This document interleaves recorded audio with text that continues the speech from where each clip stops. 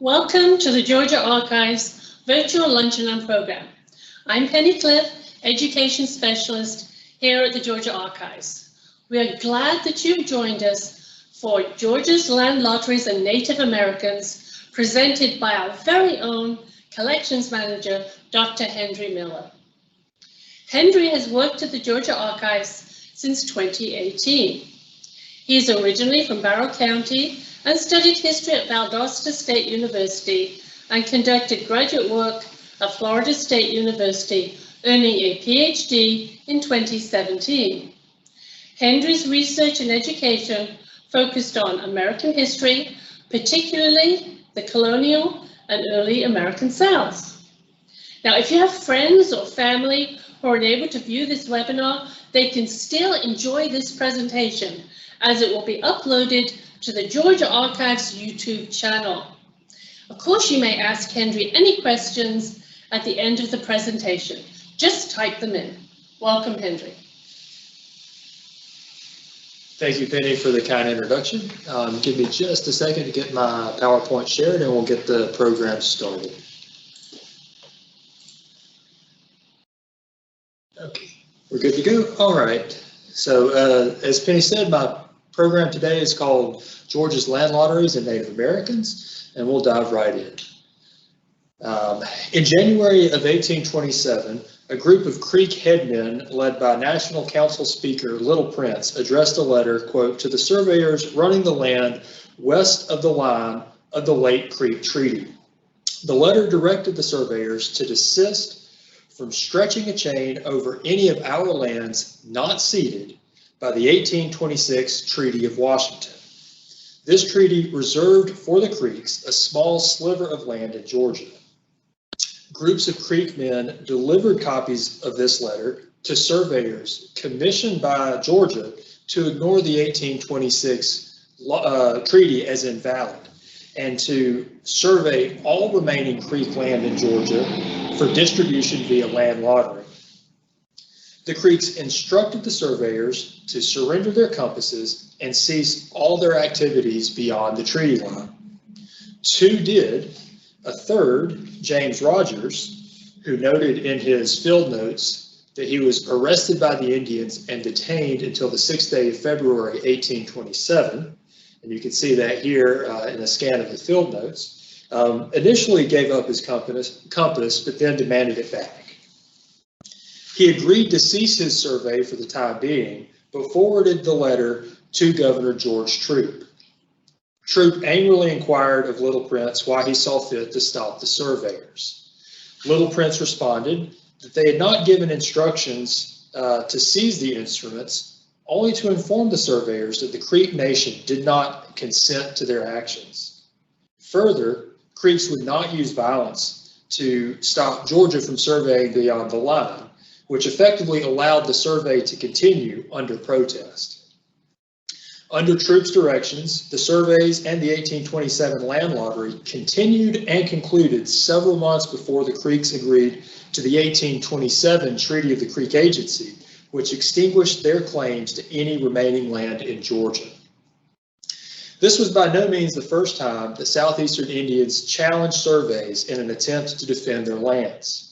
Preventing outsiders from knowing and marking down information about territory was just one of the many tools that Native Americans hoped would protect their territory from encroachment.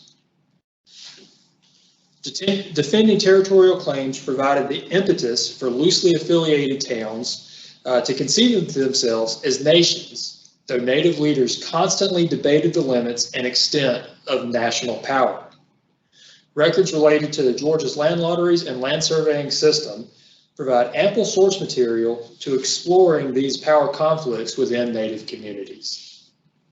And so today we're going to describe Georgia's land surveying and distribution system, and then we're going to use some of those survey records to explore the internal relationships among Native leaders.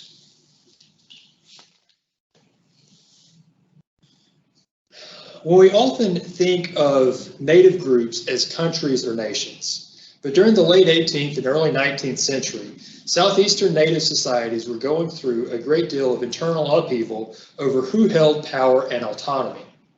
Recent work by scholars of Southeastern Native Americans argue that individual towns dominated this society. Local leaders held power and were free to plot their own course of action. While earlier historians have often described Southeastern Indian groups as confederations or nations, more recent works have reemphasized the role of local power, identity, and significance. Political descriptors like nation reflect more of a wishful thinking on the part of European or American diplomats rather than the reality.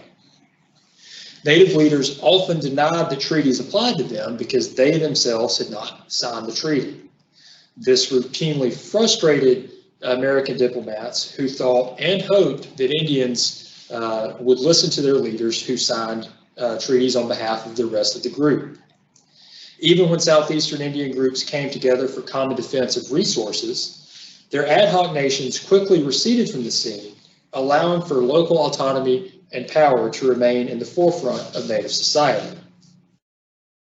When towns did come together to address common needs, councils always recognized this individual town autonomy. No group or leader held coercive power.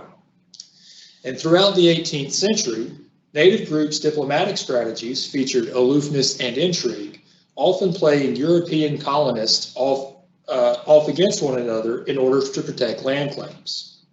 This strategy gave Native Americans a considerable amount of power in the interior South. But as the French and Spanish influence faded from the Southeast, and only the English and later the United States remained, groups like the Creeks were forced to define themselves more as geopolitical nations to defend territorial rights. Yet, individual town autonomy still remained the ideal. But after the American Revolution and U.S. independence, American threats to sovereignty and territory became constant and increasing in the native Southeast. In this context, nations of sorts emerged, remained, and strengthened out of necessity. These organic nations initially functioned in very limited forms, but as the 1700s closed, their tasks grew as they encountered and dealt with outsiders. Some interpret this move towards centralization by governments as a group of individuals or small groups of leaders grasping at individual power and going against the norms of town autonomy. And to be sure, a lot of local leaders did resist efforts at nation building, but many also gave their support to it when it was effective. While town power and identity remained important, many Southeastern Indians recognized the use of having a group-wide platform that could voice their concerns. So nations in this context emerged to protect lands and autonomy, and they enjoyed popular support when they did that. When they failed to do so by opening roads or ceding lands, those individual towns often withdrew their support. And on this map, which is available on the Georgia Archives Virtual Vault Historic Map File, we can see Georgia in 1796, and along the Chattahoochee River here in Georgia, a lot of these, you can't really see it from the PowerPoint, but these are individual creek towns. These are lower creek towns, and these are upper creek towns. And these are these towns that sort of fought frequently over where the power within society lay.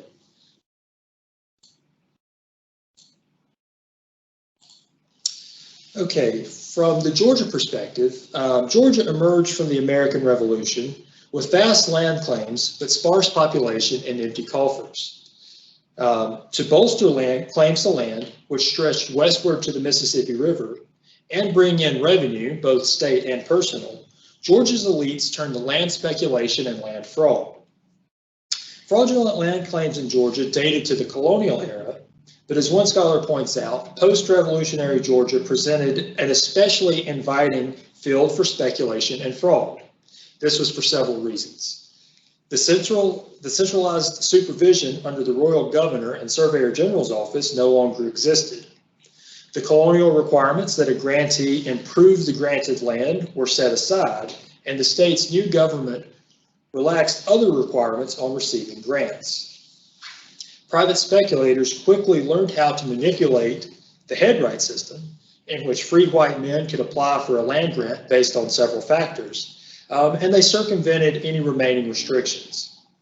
Speculators also organized their efforts by electing each other to state and local offices to issue fraudulent grants that were then quickly resold to unsuspecting third parties. The result of this was the Pine Barren speculation, in which Georgia granted more than 29 million acres of land in sparsely populated counties in the Piney Woods region of southeast Georgia that actually contained less than 9 million acres of land. So the state effectively issued 3 times as much land than actually existed. The other better known late 18th century Georgia land swindle was the Yazoo land fraud. Named for the river and the far western reaches of Georgia's land claims, this scheme actually involved 2 separate attempts to sell lands claimed by Spain and inhabited by Native Americans.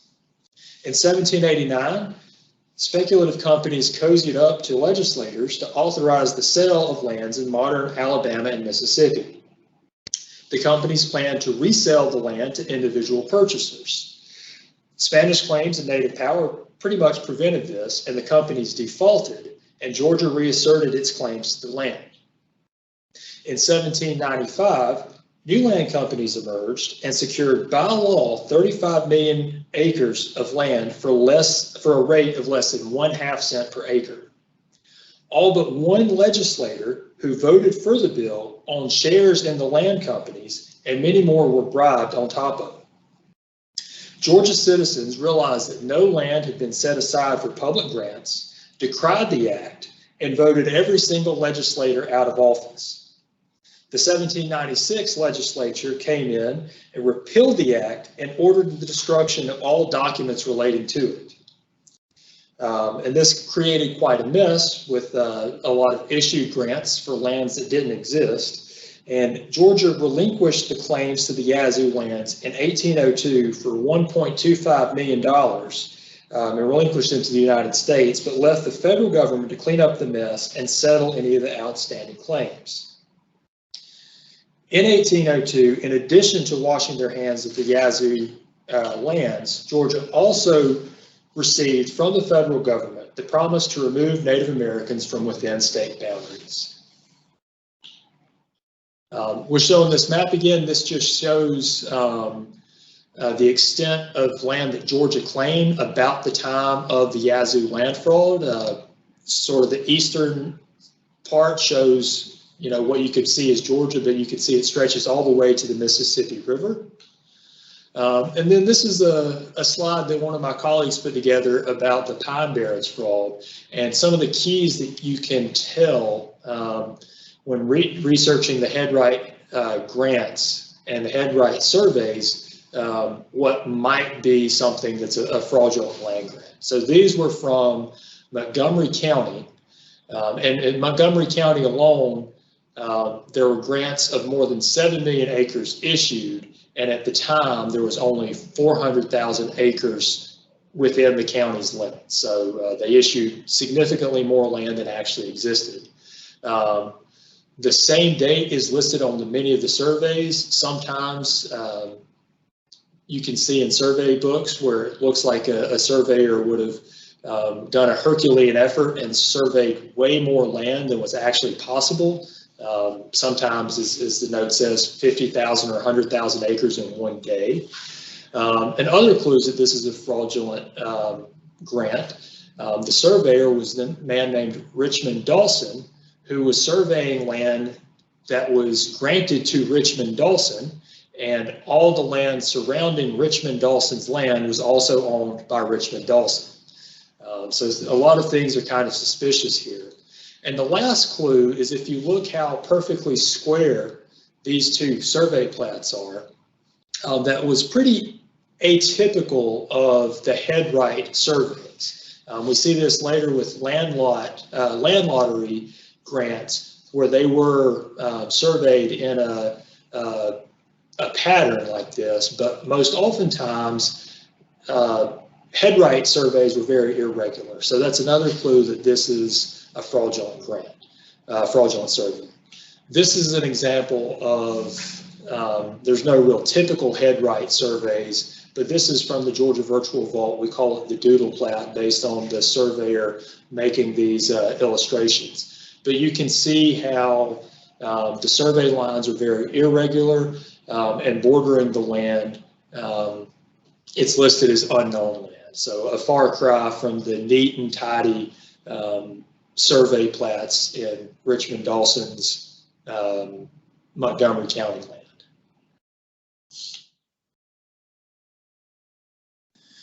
All right, so as the United States negotiated for and secured cessions of Native American land, the corruption rampant in the head-right system led Georgia politicians to develop the land lottery system. They laid out this new way of distributing lands acquired from Native Americans through legislative acts, and they implemented 8 lotteries between 1805 and 1833. Each lottery possessed slightly different regulations about eligible participants, but generally included free white men over 21, widows with children, and families of orphans. Some lotteries allowed for additional draws for men with large families, revolutionary veterans, and their widows, or wounded veterans. Winners of previous lotteries were usually excluded, as were criminals, draft dodgers, squatters, tax delinquents, and persons of color. Fortunate drawers claimed the land by paying a grant fee, which also varied from lottery to lottery, but was most often set at $18 for a 202.5 acre lot, which is not even 9 cents per acre. At the pressuring of Georgia, the U.S. government secured several land cessions from the Creeks and Cherokees over the first third of the 1800s. These land cessions were frequently and bitterly fought over within Native America, provided the land for distribution via lottery. State officials divvied up the new land into counties, sections, and districts, and assigned surveyors to lay off the lots for the lottery. Sometimes the surveys proved inaccurate due to the nature of the surveying equipment of the day, difficult terrain, intentional duplicity, or a surveyor's lack of effort. And despite some inaccuracies, this system succeeded in divvying up the land for distribution. The resulting surveys and lottery records provide several different ways of using the records. They provide resources for real estate transactions, they provide genealogical information, and they're used in other innovative ways as well, as they provide a great deal of information about the terrain, the flora, the paths, and the waterways of the newly ceded land. The survey records also reveal a great deal about southeastern Native Americans in the 3 decades prior to removal. District surveys and individual plats reveal locations of Native towns and holdings, and these records also document conflicts between Native Americans and Georgians and conflicts within Native America.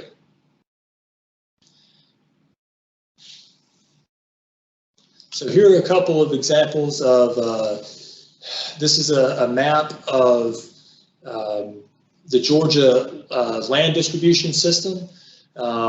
Superimposed over the 1895 counties. You see that on the right, and on the left is a map from the Library of Congress, which plots out different land cessions from Native Americans. And you can see that each land lottery corresponded with a specific land cession as the 1800s progressed. So the map on the right is available on the Virtual Vault. The map on the left is a U.S. government publication available through the Library of Congress. This is one of my favorite district plats of survey, and this just goes to show some of the inaccuracies that I was speaking of. This is a district survey of the 16th District, Irwin County, Georgia, and this borders the Florida boundary. If you look, if you see the red line running through the middle of this survey map, everything below that line or south of that line is actually in modern day Florida. And this surveyor actually surveyed more than half of the district in Florida. This caused a great deal of difficulty for the Florida land surveying system, which is on the U.S. federal plan rather than the state surveying system, and tipped into the 16th district survey notes is one of the best quotes I've ever come across. It's from a Florida land official who had to deal with this survey map to try and make things make sense for their survey system. And so in the notes to this map, the land official wrote, "I haven't a doubt that when the surveyor died and went to hell, the first thing he saw were these notes on the devil's center table and this 16th district map hanging up on the walls." So pretty strong opinion about the quality of work this surveyor did. And we'll revisit this surveyor briefly in a few minutes. Some other things, the unique uses of these land records beyond just land transaction and genealogical information. Here we see Baldwin County District 9, which shows the path of a very destructive tornado that hit Georgia in 1804. And because all the trees were still laying over, the surveyors could mark the path that the tornado went. And it goes into a couple of other district plats. It shows the types of trees. All of the marks that you see on the lots are often, the surveyors would make marks in the trees. So you see RO, which stands for red oak, and then there's different types of pines and poplars. And the Georgia Department of Natural Resources has used these maps to reforest areas in a way that they would have been before they were sort of clear cut for plantations after they were distributed via land lottery.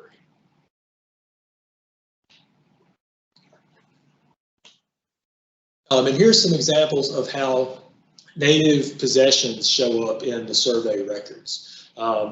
Here on the top left, you see a detail of a Monroe County District 4 plat. And in the sort of bottom center, we've got it zoomed in on the detail, but there was a reserve at Indian Springs, which was an inn owned by William McIntosh, and we'll revisit that in a minute. The bottom, we see Cherokee County, Section 3, District 23, Land Lot 224. You see the little illustration of the house. That is a house belonging to Cherokee Chief John Ross when the land was surveyed. And then on the right, you see field notes from Cherokee County, which indicate that in this lot, there was the Cherokee Council House, printing office, and other things within the town of New Echota. And then another couple of examples, detail of Lee County District 14, showing the creek, town, and settlement of Cheehaw. And on the right, a detail of Cherokee County Section 3, District 25, which shows Indian homes and agricultural fields. In the surveys and the maps, native towns and possessions show up, but in the letters created by the surveyors, we can see some of the internal dynamics of native society. So once again, like I say, each one of these land lotteries corresponded with a land cession of Native American land, and it's really illustrated with this map. So using these records to sort of see those internal dynamics. In 1814, the United States extracted lands from the creeks in both modern-day Alabama and Georgia with the Treaty of Fort Jackson. This treaty ended the United States' participation in the Creek War, or Red Stick War, of 1813 to 1814. This war began as a violent civil war within Creek society that had several important religious, cultural, and governmental causes. American allied Creeks, many of those favoring more centralized governmental decision-making, emerged victorious at the war's conclusion over the Red Stick Creeks, who were often called this because of the red war clubs they carried. American General Andrew Jackson wrote that the hostile Creeks had forfeited all right to territory we have conquered. However, it was not the hostile Creeks that lost land. Jackson forced his Creek allies, most notable among them William McIntosh, to sign the Treaty of Fort Jackson in August 1814, which ceded to the United States over 20 million acres of land in Georgia and Alabama. Small portions of the land that Jackson extracted from the Creeks belonged to Red Sticks. The majority came from his Creek allies. So this land cession strengthened many anti-centralization Creeks' resolve and turned many more into dissidents. One of these leaders was Neamatha of Foultown, or Tutalosi Talofa. Foultown occupied an important geopolitical area in southwest Georgia. The town's location on the east side of the Flint River and proximity to the Florida border put it on the fringes of the new political order created by the uneven process of Creek national centralization in the previous decades. It was also part of the territory ceded at the Treaty of Fort Jackson. Neamatha rejected both the treaty and the emerging centralized government. Many observers included Foultown and Neamatha as part of the emerging Seminole community, which at the time consisted of towns in or near the Florida border that insisted on town autonomy. And here we have an image of Neamatha from the Kenyan Hall Indian tribes of North America, and Creek Chief William McIntosh, who was allied with a lot of American politicians and diplomats during this era. Georgia delayed authorizing the surveys and land lotteries for this region of southern Georgia for a few years, perhaps hoping that the U.S. might extract more land cessions before they had to do another survey and lottery. But the legislature authorized the 1820 land lottery with the law in 1818. The region was still occupied by many disaffected natives who did not support or agree to the land cession. In late 1817, Neamatha helped spark the conflict known as the First Seminole War when he issued a warning to United States Army soldiers stationed at Fort Scott, several miles west of Foultown, not to cross the Flint River. An attack on American supply boat a few weeks later convinced the Secretary of War to sanction Andrew Jackson's invasion of Florida, which lasted into the spring of 1818. Viewed from a U.S. perspective, this war was about punishing and corralling Seminoles who were causing trouble on the borders. From a Creek Nation perspective, this could be viewed as a continuation or perhaps conclusion of the Creek Civil War, as Creek men and leaders served as soldiers in the invasion of Florida, directed action, and took captives back to the Creek Nation. The region was still very much on edge in 1819 and 1820 when Georgia surveyors commenced their work for the 1820 land lottery. Georgia also commissioned a survey of the Georgia-Florida boundary, which at the time was an international border. William Greene was authorized to run the line beginning at Fort Scott in southwest Georgia and work his way eastward.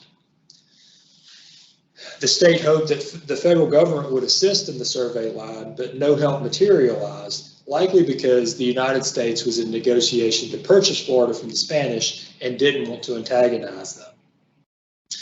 Through their records, field notes, and letters, these surveyors document conflicts within Creek society about the process of centralization.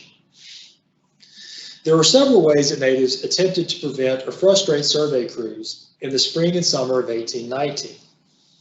Peter Jackson, who surveyed Irwin County District 12, experienced Creeks destroying his survey marks and pulling survey marking stakes from the ground. He observed an explanatory in his field notes that the natives were, quote, manifesting a disposition to mar and deface our work. You see that underlined there in red. He then had to alter how his survey crew identified landlocked boundaries and hoped that the Creek men didn't see them so that they wouldn't continue to mar and deface their work. Creeks pulled stakes and destroyed corner marks from another surveyor, A.B. Sheehy, who was working in Irwin County District 16. Sheehy arrived in his district in November 1819 and immediately encountered questioning from Creek men about who authorized the survey and if his work was an attempt to cut Florida Indians off from relatives in Georgia and Alabama. The inquisitive Creeks also warned that there were other hunting parties in the area that were likely to be more hostile rather than inquisitive. Shortly thereafter, his survey party experienced an attempted horse theft, and while the crewmen were trying to track down the stolen animals, they saw two Creeks riding back towards their camp on the stolen horses with guns drawn. The Creeks halted their attack when they realized that they lost the element of surprise. The surveyor and his men abandoned the survey until January, when they could secure a larger guard. These examples show the fight against surveys, and by extension, dissatisfaction with the emerging national government that ceded away their land. But Creek advocates for a stronger centralized government also used these land surveys as a tool to strengthen their positions. Survey crews dating to the colonial era sought participation of natives either as guides, escorts, or diplomats to sort of legitimize the surveys. In 1819, multiple surveyors reported that William McIntosh forbade any Creeks from assisting the surveys. William Greene successfully hired a native escort and commenced his survey, only to have them abandon him when they heard of McIntosh's orders. Robert Jackson noted that the prohibition against assisting surveys may have been rumors falsely attributed to McIntosh in hopes of delaying progress. McIntosh's true objections seemed to lay in the notion that he felt Creek men should be paid more than U.S. soldiers for their services.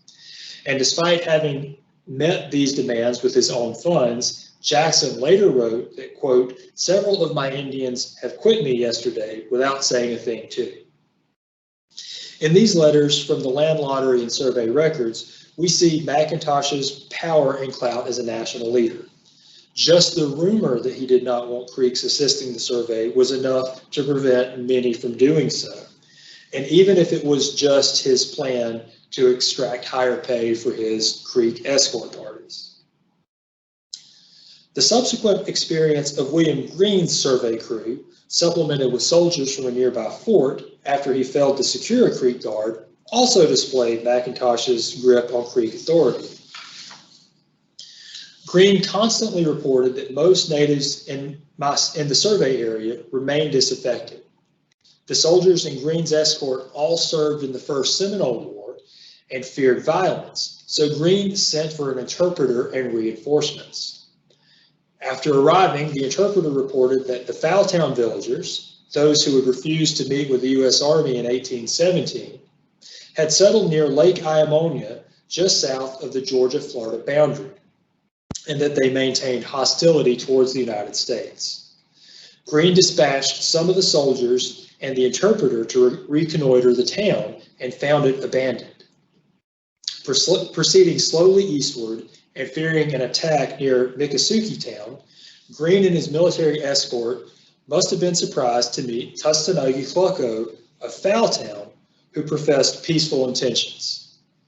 The man said that the Fowltown villagers abandoned their town because they feared that Greene's force was there to attack them. He then pleaded with Greene not to go back to Georgia and spread rumors that they were hostile. He also told Greene that the large military escort served no purpose but to put Fowltowns and others in the region on heightened alert. Greene next specifically asked about Neamathla and his opinion of the surveys. Tustanogee Clucko replied that Neamathla himself and all the other lower Indians were dreadfully apprehensive of incurring the resentment of McIntosh. Prior to the surveys, McIntosh sent warriors down to the towns living on the U.S.-Florida border, stating not to impede the survey parties. If any individuals or towns threatened or insulted the surveyor, McIntosh pledged that he would come down and, quote, in his own phraseology, put hell upon them. After years of wrangling over the place of decision-making within Creek society and several military invasions against these southeastern Indian towns, it seems that the National Council's ability to coerce obedience came to fruition. Neamathla subsequently gave orders to his townspeople to heed these warnings.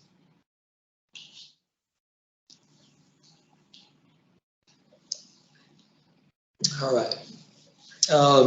In the aftermath of these events, we see William McIntosh continued to build power through both Creek norms and through his connections with prominent Georgia politicians, namely among them former Governor David B. Mitchell, who also became a Creek Indian agent at one point before he was dismissed from that role for a slave smuggling scandal known as the African case.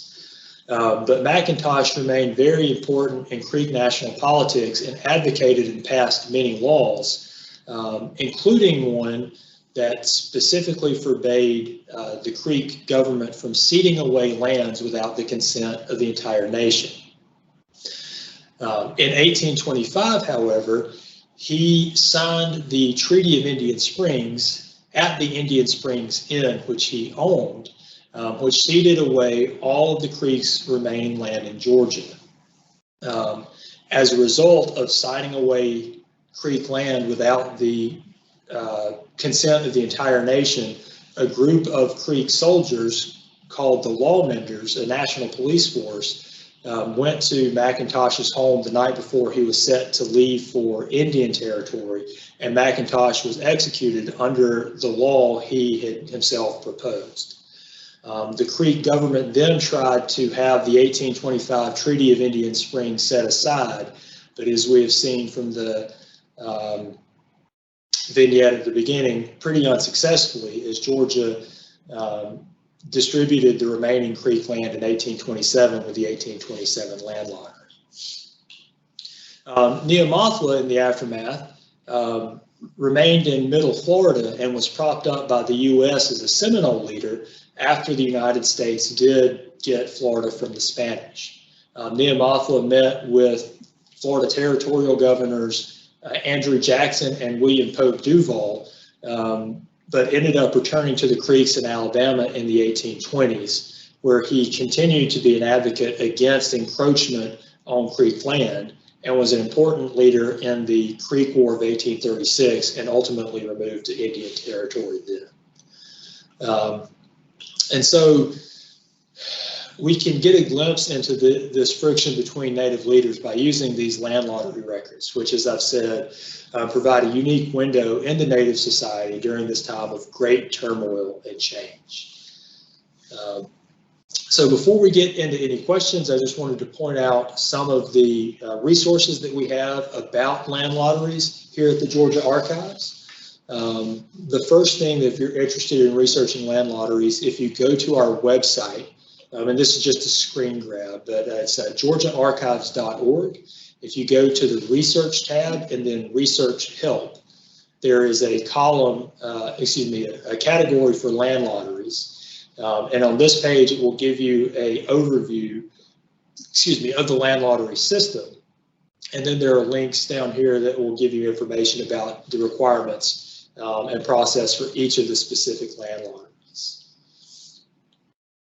And so once again, that's georgiaarchives.org, and then the research menu and research help to get to the land lottery records. We also have the district plats of survey, which are the larger maps that we showed during the presentation. These are available on the Georgia Virtual Vault. To get to the Virtual Vault, you'll go to georgiaarchives.org and then look for the featured content box, and the Virtual Vault is the first link. And then you'll just scroll through the collections on the Virtual Vault to get to the district plats of survey.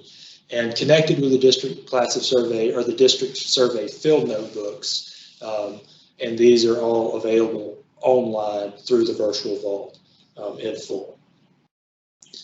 For additional resources for researching Georgia land lottery records, you could use the finding aids at Georgia Archives and go to Record Group 3, Subgroup 5, which is the Surveyor General's Office lottery records, and then see the various collections of records that we have in there. We also have the grants and plats available on microfilm in the Georgia Archives search room, as well as published indexes of the winners of the various land lotteries. And then finally, you can just ask us in the search room if you're on site, or you can contact us via our Ask an Archivist link or at our reference phone number 770-364-3710. All right, and are there any questions? Okay, we'll give everybody a few minutes. While we're waiting, how were leaders chosen for the National Council? Leaders sort of emerged through their effectiveness. So leaders who had a good track record of dealing with internal politics and external politics before kind of rose up and were respected based on their effectiveness in dealing with outsiders.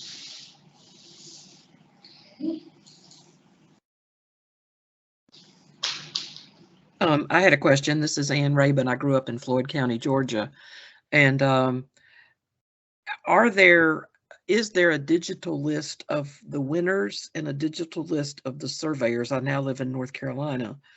One of my ancestors was a surveyor, and I'm wondering if he made his way to Georgia from North Carolina for the possibility of a job, and the winners as well, because my family ends up with land in northern Floyd County, which is Cherokee land. Okay. Yeah, thank you for your question. If you go to the virtual vault and type in your ancestor, navigate to the district survey field notes collection, and then type in your ancestor's name.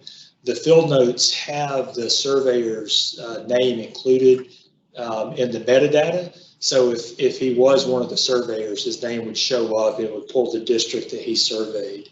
Unfortunately, there's not a digital list of the winners, but there are several published books that if you have access to like a genealogical library that has a collection on Georgia, they should have those, or you could probably get them through interlibrary loan. The information about the land lotteries from our website, the research help page, has the title and authors of all of those books about each of the different land lotteries.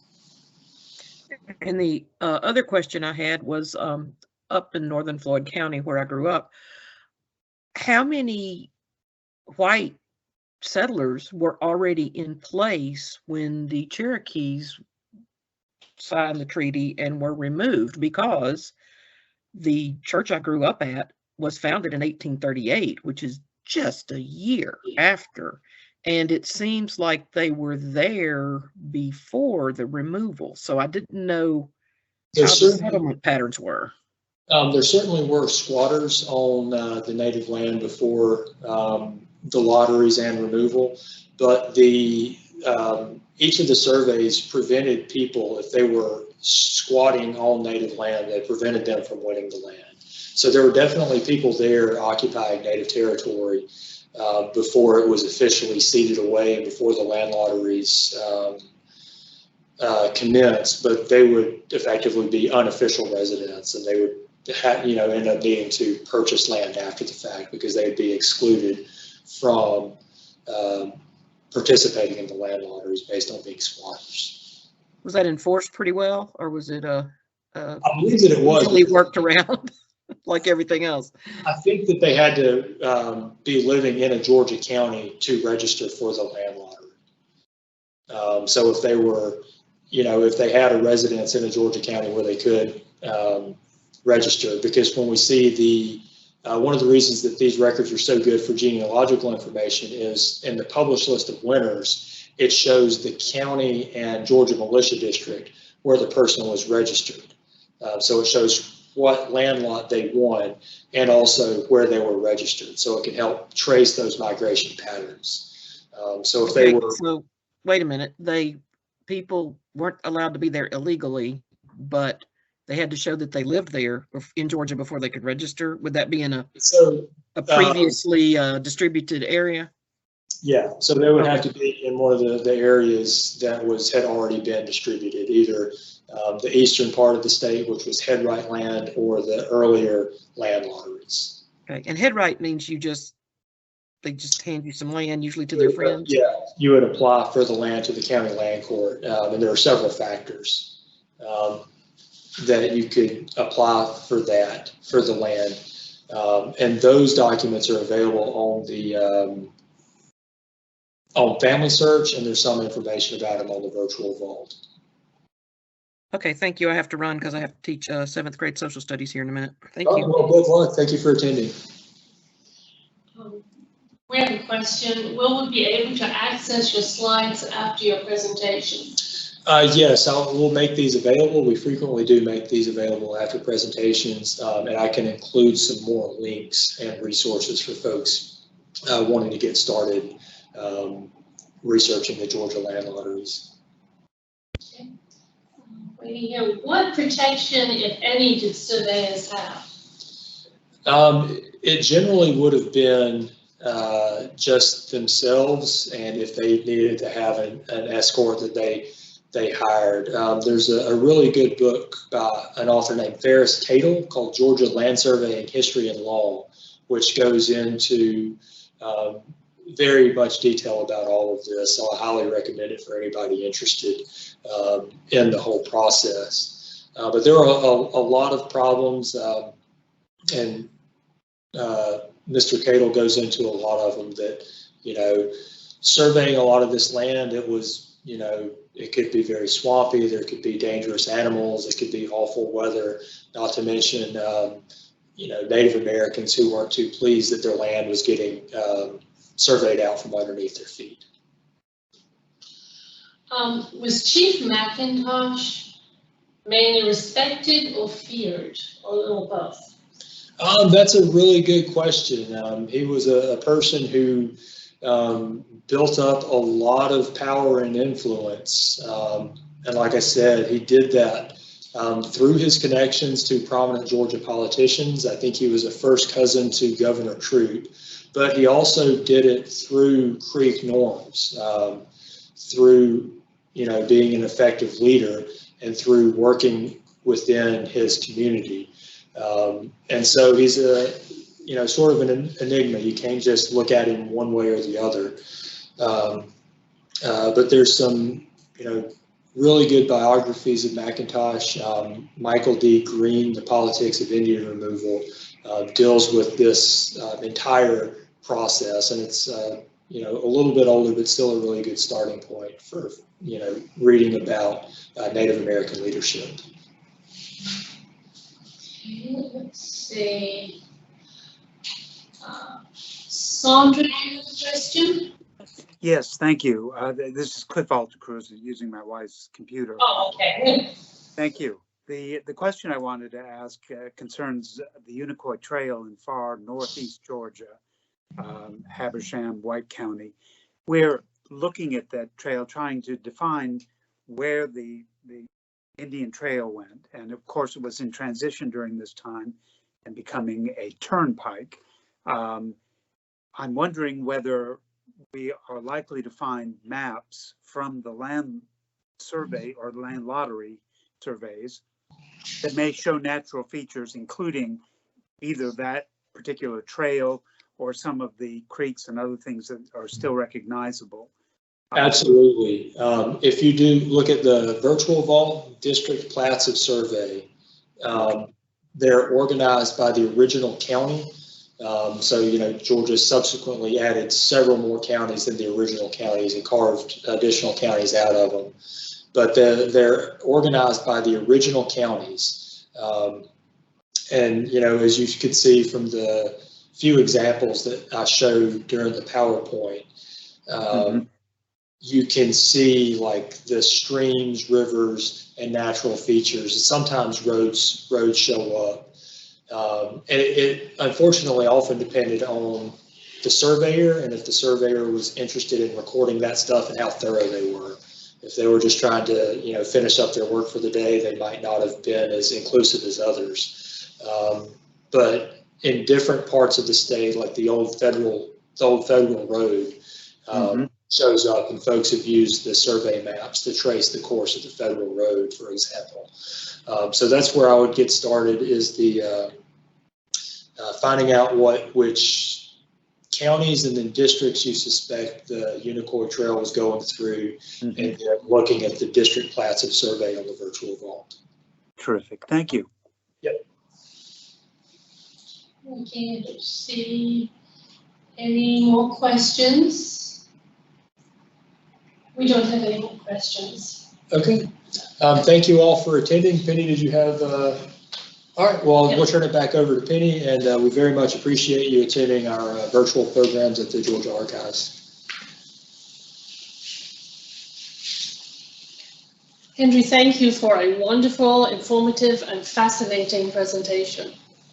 Hendry has collaborative videos, as well as another Lunch and Learn, Migration and Settlement in Early Georgia, which is very popular.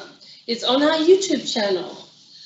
Once there, go ahead and subscribe. It's free, and you'll get to know what other videos we upload.